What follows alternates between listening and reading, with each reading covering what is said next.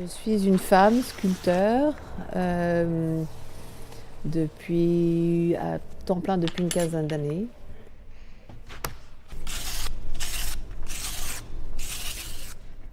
Donc, j'étais avocat et j'ai découvert que j'avais un don pour la sculpture. Donc je me suis inscrite au cours du Soir des Beaux-Arts à Paris.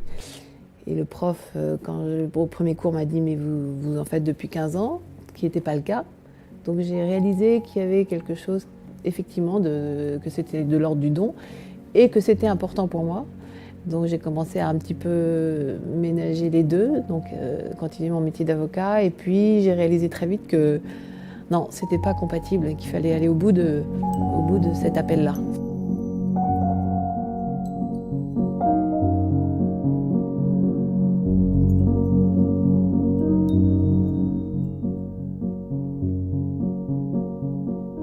Puisque l'art, pour moi, c'est un langage. Donc c'est un langage d'émotion, un langage aussi intellectuel ou un langage spirituel.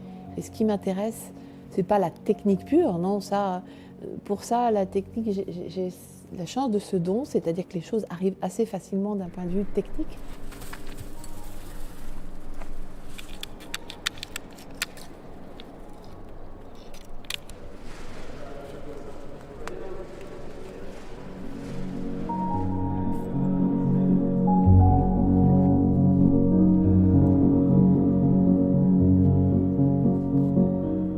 Chaque œuvre est un peu une aventure, hein, parce que j'aime ne pas m'asseoir sur le matériau et sa richesse, mais utiliser tout type de matériau qui se présente, quelle que soit sa valeur, pour exprimer quelque chose. Et je trouve intéressant, surtout pour la sculpture, de créer en fonction des lieux. C'est-à-dire qu'une œuvre vit aussi par son environnement, et donc j'aime, avant de me lancer dans le projet, prendre l'air du lieu.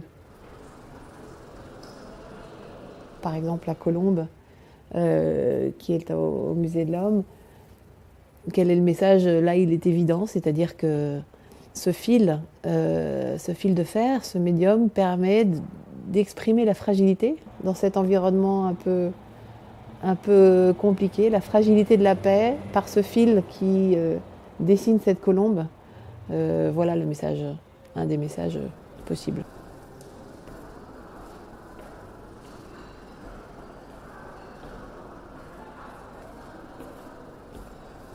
La sculpture, ça vous prend beaucoup de temps. Beaucoup de temps physiquement et effectivement dans l'esprit. Mais bon, j'ai jamais eu envie d'arrêter. Il y a toujours des choses qui m'intéressent.